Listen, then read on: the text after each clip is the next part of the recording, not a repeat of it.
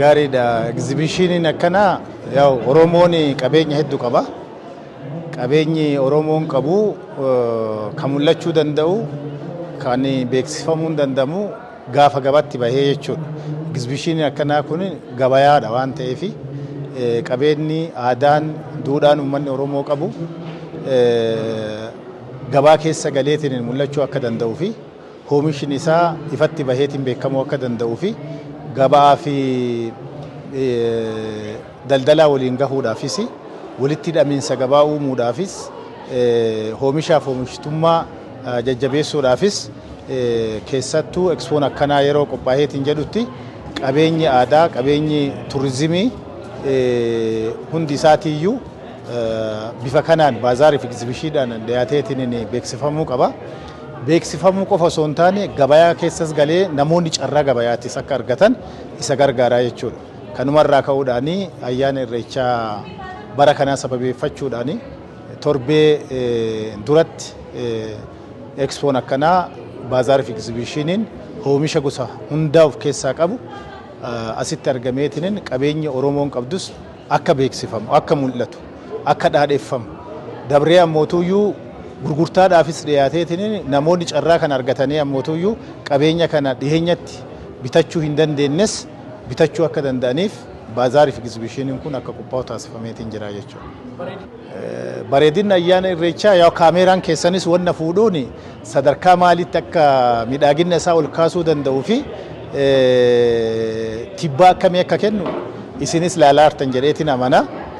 Akkuma beekamu ayyaanni Irreechaa otoo hin geenneen duratti Irreechi maal akka qabu kan itti agarsiisuu dandeettu sabab-sablammiin magaalaa Finfinnee keessa jiruu fi uummanni Oromoo naannaha magaalaa Finfinnee jirus dabree ammootuyyuu biyyoota fagoo irraayis turistoonni dhufaniitiin jedhanii carraa argataniitiin jedhaniin asitti dhufanii oomisha aadaa uummanni keenya qabu akka argan, akka hubatan, akka walirraa bitatan taasisuudhaa fi yaadameetiin egzibishiniin kun kan hundeeffame.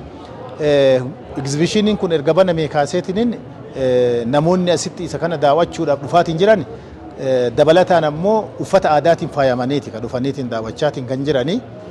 Namoonni kaleessa walii hin beekne kan bitatus kan gurguratus maqaa wal gaafatu, wal baratu, nagaa wal gaafatu. As keessatti immoo oomisha qabanis walii beeksisu, walirras bitatu. Kun mataa isaatiif miidhagina jechuun dandeenya jechuudha. Gabaan mataan isaa diinagdeedha. Diinagdeen jireenya ilma namaa wajjin kan wal qabatu miidhagina isaa kan dabaluu danda'u, maqaa gaarii isaa kan dabaluu danda'u, hawwattummaa isaa kan dabaluu danda'u namni faayidaa Irreechi qabateetiin dhufu sana yoo dhadhamuu danda'e jechuudha. Faayidaa Irreechi qabateetiin dhufu sana oomisha industirii, oomisha qonnaa, oomisha aadaa asitti dhufeetiin jedhe sana namni daawwachuudhaan kan itti toleetiin jedhe faayaa adda addaa asitti argeetiin qalbiin isaa itti gammadde kan inni itti hawwatame isa sana itti abboomee bitatee mana isaatiifis faaya godheetiin itti gargaaramuu akka danda'uuf carraa argataatiin jira jechuudha. Kana wajjin wal bira qabnee yoo ilaalleetiin jennu miidhagina Irreechaa, maqaa Irreechaa, fedhii Irreecha bara baraan akka isaa dhufuuf hawaasni barbaadu akka dabalu taasiseera jenneetiin amanna jechaadha. Baay'ee bareeda. Hawwattummaan uffata aadaa Oromoos baraan baratti dabalaa jira. Baraan baratti maaliif dabala jenneetiin yoo ilaalleetiin jenne gabaa fi gabaa kan barbaadu fedhiin isaa yoo dabalaatiin nama biratti dhufeetiin jedhe dandeettii oomishtummaa qaama oomishuutis akkasuma dabalaatiin deemaa jechuudha. Fedhii adda addaatitu dhufa. Yaada adda addaatitu dhufa. Namoonni ogummaa adda addaa qaban diizaayinii adda addaatiin oomisha aadaa sana biraandii godhanii fi vaaliyuu isaa itti dabalanii miidhagina isaa itti dabalanii akka isaan hojjetu namoonni barbaadan mataa isaati yaada qabatanii dhufuu jechuudha. Yaadni sun yaada mallaqaan ati bituu hin dandeenye. Diizaayineriin tokko mataan isaa as keessa galeetiin waan diizaan godheetiin gabaadhaaf dhiheesse sana kan isarraa bitatuudhaaf dhufe sana irraa yaada caalmaa, beekumsa caalmaa, fedhii caalmaa argataa jechuudha. Fedhiin caalmaa dhufuu fi yaada caalmaa dhufu sana wajjin oomisha caalmaa qabu baraan baratti fooyyessaatiin dhufaa jechuudha. gara biraatiin ammootu dandeettiin ogeeyyii mataa isaati nama namatti wal caalaa jechuudha. Ogummaan namaa tokko diizaayineroota warra qabeenya kana daldalaatiin jiru, oomishaatiin jiru hundi isaatiiyyuu dandeettii garaagaraa beekumsa garaagaraa qabu jechuudha. Gabaa kana keessa yoo galan tokko ta'aniiti yoo galan tokko irraa barata, tokko irraa arga, waan arguu irraa immoo yaada ittiin fooyyessee waa dhiyeessuu barbaadu keessa isaatiitti akka uumamuudhaaf dirqama ta'a jechuudha. Maaliif gabayaan mataa isaati wal dorgommiidha. Wal dorgommiin gabayaa uumamuu kan danda'u oomisha gosa tokko qofa waan wal fakkaatu tokko qofa sadarkaa tokkotti qabattee kan dhiyaattu yoo taate wanni sun ol deemuu hin danda'u yookiin kufaatiidhaaf saaxilamaa jechuudha. Kun kaan irra caalcheetiin qulqullina isaatiinis gahumsa isaatiinis barbaadamummaa isaatiinis kan dhiyeessu yoo ta'eetiin jedhe waa vaaliyuu aad godhaa jechuudha. Waa itti dabala, sona itti dabala. Adaduma inni sona dabaleetiin jedhu sanaan ammootuyyuu midhaaginni isaa barbaadamiinsi isaatis sadarkaan isaa ol bahaatiin dhufa wanta ta'eefi amaluma gabayaa keessa galuun gabayaan mataan isaa uumutu oomishaaf oomishtummaa kennas sadarkaa isaatitti akka ol kaasu taasisaatiin dhufe wanta ta'eefi kan bara kanaa dhugaa dubbachuudhaaf kan bara dheengaddaa irraa adda kan bara kanaa ammootuyyuu bara dhufu kanaa olitti immoo wanni adda ta'e dhufuu akka danda'us hin eegnaa jechuudha. Karaa kanaanidha kan inni dabalaatiin deemaatiin jiru. Duraan dursa ummanni Oromootii fi sabab-sablammiin Itoophiyaa hundinuuyyuu ayyaana Irreechaa ayyaana Oromoo bira dabre ayyaana sabab-sablammii ta'ee jira. Kun jechaan qofa osoo hin taane gochaanis qabatamatti mirkanaa'eetiin jira. Beenishaangullitti kabajamaa jira, Gambeellatti kabajamaatiin jira. Even biyya keessaa miti biyyoota alaatitti mataa isaatti haga Minisootaatitti haga Kanaadaatitti bakka adda addaatitti guddinni diqqeenni isaa walaa caalu malee kabajamaatiin jira. Ummanni Keeniyaa biyya isaatitti kabajaa jira, asitti dhufeen wajjinis kabajaatiin jira jechuudha. Irreecha amma waggaa 2-3 kana horteen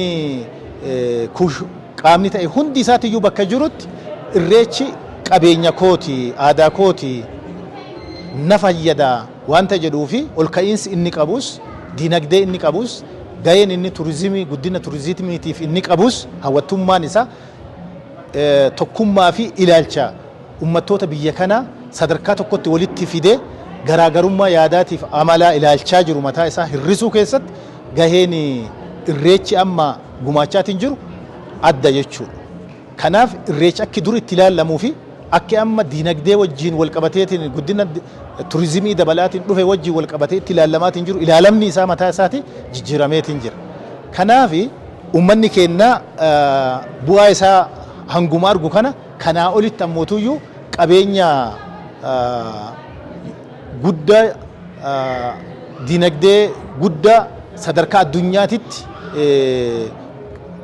kabajameetiin yuuniskootti galmaaheetiin akka jiraatu qabeenya ofii godhateetiin namni hundinuuyyuu itti gargaaramuudhaaf kanaa ol daawwachuu qaba, kanaa ol laaluu qaba, kanaa ol leellisuu qaba, kanaa ol fayyadamuu danda'uudha qaba jechuudha. Kanaaf kaayyoon baazarii fi egzibishinii kanaatuyyuu kanasitti dhufameetiin jedhe ayyaana irreechaa kana gara tokkoon promoot gochuudhaaf gara biraatiin ammootu waan asii argatu sana irraa abbaa itti ta'eetiin borus itti fayyadamuu akka danda'uu fi walitti himuu dhaamsa walii dabarsuu namni waan argette amana.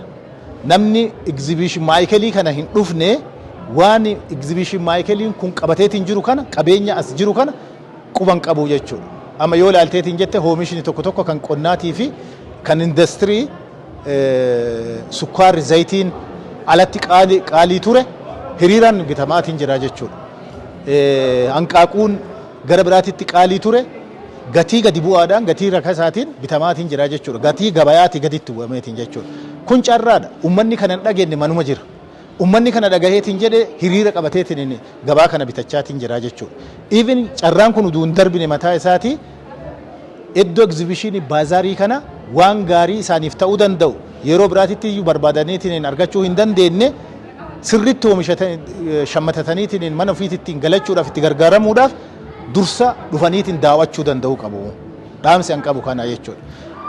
Keessattuu kan Finfinnee kanarratti kutaa magaalaa Finfinnee 11 irratti qophaa'eetiin jira. Karama wal fakkaatu kana inni kun isa guddicha magaalaan Finfinneetii fi mootummaan naannoo Oromiyaa waliin ta'uudhaan baazaariif egzibishinii guddaa asitti qopheesse kanaa gaditti ammootu uummanni fageenya irraa dhufuu hin dandeenye naannaa isaatittis bu'aa wal fakkaatu argachuu akka danda'uufis naannaa isaaniittis akka baazaariif egzibishiniin akkana akka qophaa'u taasifameetiin jira.